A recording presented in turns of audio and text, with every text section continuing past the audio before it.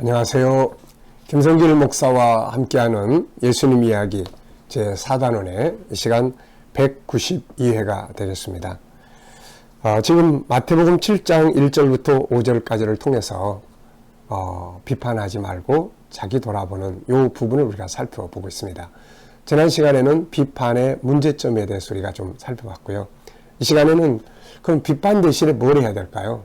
우리는 좋은 점을 칭찬하고 또 인정해주고 좋은 점을 찾아내는 이런 일을 해야 되겠죠. 자, 그래서 이 시간에는 비판 대신에 칭찬하라. 네, 이런 내용으로 말씀을 나눠보려고 합니다. 자, 본문 말씀을 또 같이 읽어보죠. 마태복음 7장 1절로 5절입니다. 비판을 받지 아니하려거든 비판하지 말라. 너희가 비판하는 그 비판으로 너희가 비판을 받을 것이요 너희가 헤아리는 그 헤아림으로 너희가 헤아림을 받을 것이니라. 어찌하여 형제의 눈 속에 있는 티는 보고 내 눈 속에 있는 들보는 깨닫지 못하느냐. 보라, 내 눈 속에 들보가 있는데 어찌하여 형제에게 말하기를 나로 내 눈 속에 있는 티를 빼게 하라 하느냐. 의식하는 자여, 먼저 내 눈 속에서 들보를 빼라. 그 후에야 밝히 보고 형제의 눈 속에서 티를 빼리라. 비판은 불행하게 만드는 원인이에요. 물론 안 좋게 사용하는 부분도 있죠. 자기를 돌아보고 자기 잘못을 찾아보고 이런 건 좋은 건데 남을 비판하고 이게 습관화되는 건 앞서 말씀드린 것처럼 인생에 전혀 도움이 되지를 않습니다. 자, 그래서 비판 대신에 비판의 반대말은 인정해주고 칭찬해주고 하는 것이죠. 잠언 27장 21절을 보면 이런 말씀이 나옵니다. 도가니로 은을, 풀무로 금을, 칭찬으로 사람을 단련하느니라. 풀무불, 이건 금을 단련시키고 도가니로는 은을 단련시키는데 칭찬으로는 사람을 단련시키는 거죠. 그래서 우리가 세상을 살아가면서 사람들도 칭찬을 많이 이야기합니다. 칭찬은 고래도 춤추게 한다. 칭찬은 이런 말들 많이 하죠. 물론 너무 잘못된 칭찬까지 막 하다 보면 사람을 또 망치게 되는 경우도 있어요.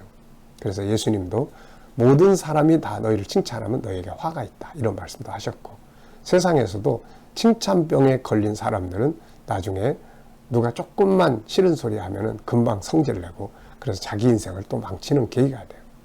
그래서 아무렇게나 잘못된 칭찬은 좋은 것이 아니에요. 그러나 올바른 칭찬은 사람을 잘 만들어가는데 큰 도움이 될 수가 있어요. 좋은 관계를 만들고 싶고 누군가의 관계를 잘 만들고 싶고 행복하고 마음 편하게 살고 싶고 하는 일들이 잘 되기를 바라면 칭찬을 하는 일을 많이 하세요. 비판하는 쪽은 불행하고 실패하는 쪽으로 가는 거니까요. 자, 칭찬을 하기 위해서는 뭐가 필요합니까? 좋은 점을 찾아보고 잘하는 점을 찾고 애쓰고 수고하는 점을 찾고 긍정적인 부분을 찾아낼 수 있어야 되겠죠. 비판하는 사람들은 안 좋은 걸 자꾸 찾아내는 거예요. 못하는 걸 자꾸 찾아내는 거예요. 그런데 칭찬하는 사람들은 잘하는 걸 자꾸 찾아내요. 실수를 했어도 애쓰는 점을 찾아내고 또 마음에 안 들어도 그래도 좋은 점을 또 유익한 점, 장점을 찾아내고 이런 거예요. 말 안 듣는 아이들을 고치고 싶으시면 비난하고 지적하고 야단치고 이거보다는 잘하는 점, 애쓰는 점을 찾아서 고마워해 보세요. 그러면 사람을 바꿔갈 수가 있게 되는 거거든요. 자, 장점을 찾아주는 것이 얼마나 중요한 역할인지, 중요한 일인지를 한 이야기를 좀 통해서 살펴보도록 하겠습니다. G7의 책들 속에 여러 번 이렇게 반복해서 나오는 이야기예요. 한 아이에 관한 이야기입니다. 그래서 이 한 아이가 있는데 얘는 고등학교 2학년이었어요. 얘는 아무 이유 없이 학교 거울을 깨트리고 그리고 양극성 장애를 보이고 자해 시도를 여러 번 한 아이입니다. 고등학교 2학년인데요. 그래서 상담을 많이 했고 항상 야단을 많이 맞고 성장을 했죠. 이 학생은 노숙자 엄마에게서 태어나자마자 바로 시설에 맡겨진 아이입니다. 유치원 시절부터 ADHD, 주의력 결핍 과잉 행동 장애약을 복용했고 4학년 때는 짝을 칼로 찔러 죽이겠다는 말도 했다고 합니다. 정신과 병동에 한 달 입원한 적도 있으나 별다른 진전이 없어서 나온 아이예요. 얘는 키가 또래보다 훨씬 작고 왜소했어요. 친구도 싫고 운동도 싫고 장래 희망을 물으면 술주정뱅이나 노숙자라고 이야기를 합니다. 문장 검사를 했죠. 그래서 이 문장 검사를 했는데 이렇게 나옵니다. 내가 가장 좋아하는 활동은 제가 쓰는 건데 없다. 내 친구들은 나보고 미쳤다고 한다. 나의 엄마는 나를 버렸다. 나의 아빠는 모른다. 아마 알코올 중독자일 것 같다. 학교는 빨리 때려치고 싶다. 아무 재미가 없다. 선생님들은 나를 피하는 것 같다. 내가 가장 아끼는 것은 커터 나이프다. 내 말 잘 들으니까. 내가 만일 동물이 된다면 독수리가 되고 싶다. 자유롭게 날아다닐 수 있으니까. 아니면 두더지 아무도 못 보니까. 나의 꿈은 없다. 노숙자 이렇게 써놨어요. 네. 자, 이런 아이에게 어떤 장점이 있었을까요? 이 아이에게는 과연 문제만 있었을까요? 아무런 장점이 없었을까요? 지혜로운 상담자에게 이 아이가 맡겨졌습니다. 그 상담자는 이 아이와 함께 상담을 하면서 잘못된 점은 지적하지 않았습니다. 보통 다른 분들에게 가면 항상 잘못된 점을 지적당하고 야단맞고 훈계받고 너 이렇게 하다가 네 미래가 어떻게 될래? 이런 소리 많이 듣고 그리고 나왔는데 이 상담 선생님은 전혀 다른 방법으로 상담을 했어요. 그게 뭐냐면 이 아이의 장점을 찾아내기 시작했습니다.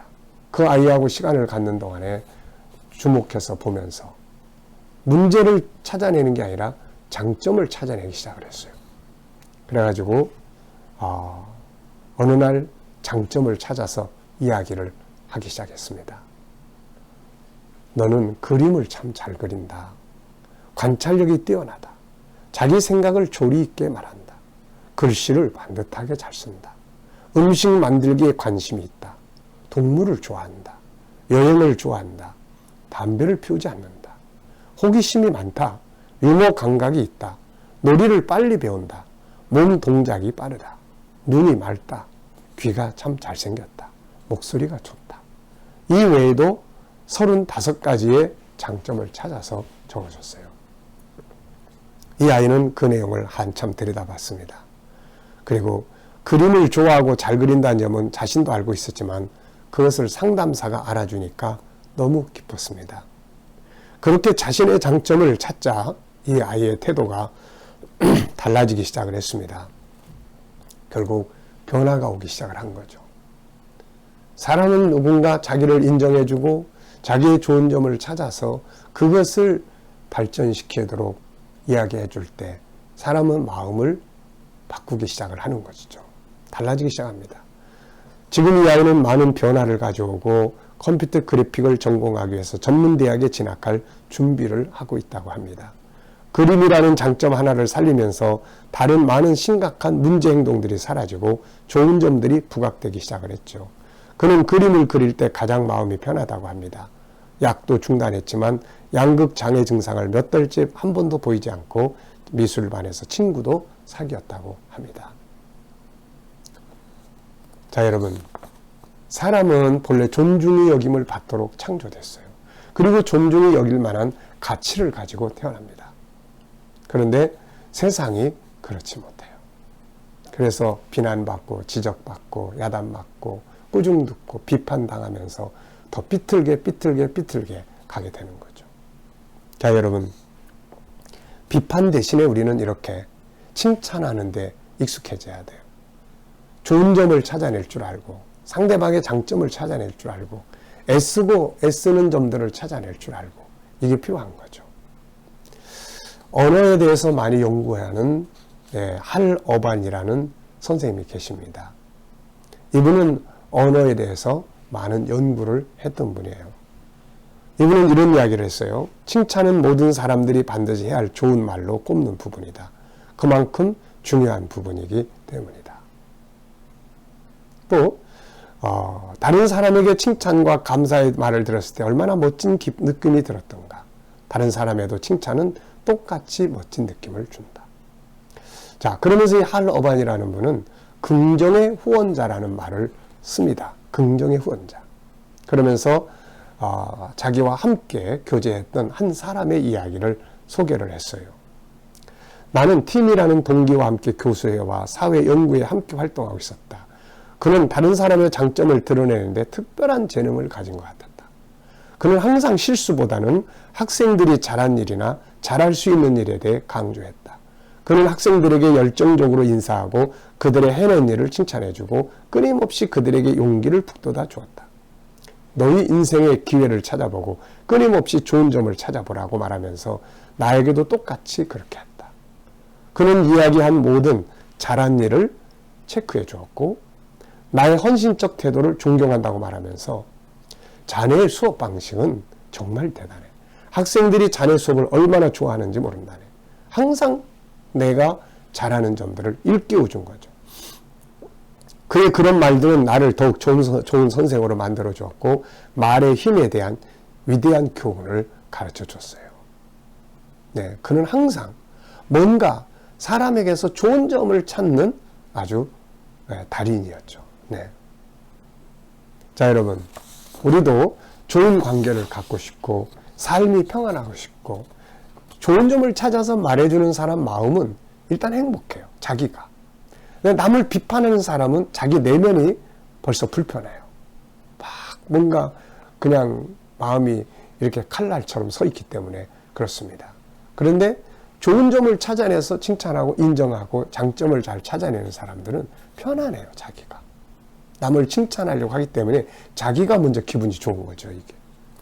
애쓰는 점을 찾고 또 잘할 수 있는 가능성을 찾고 좋은 점을 찾고 이런 것들이 참 중요한 거죠. 자, 여러분, 특히 사람을 교정하려면 아주 작은 일일지라도 상대를 아낌없이 칭찬해 주라고 이야기를 합니다.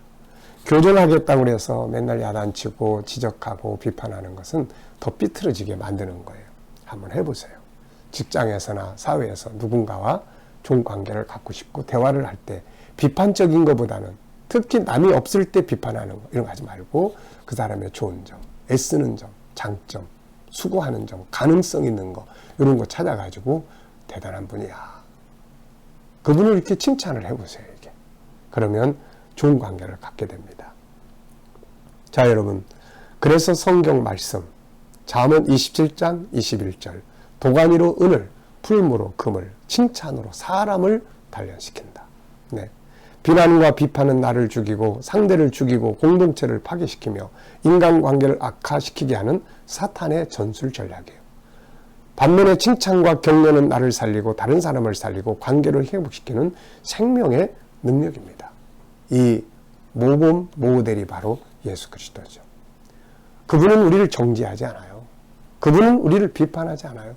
우리의 모자란 점, 부족한 점을 그분은 끄집어내서 우리를 정죄해서 우리를 죽이려고 하지 않아요. 그 대신 자신이 그 일을 담당하시고 그리고 우리의 존귀한 가치들을 찾아내줘요. 그래서 예수께 가까이 갈수록 우리가 빛을 발하게 되는 거예요.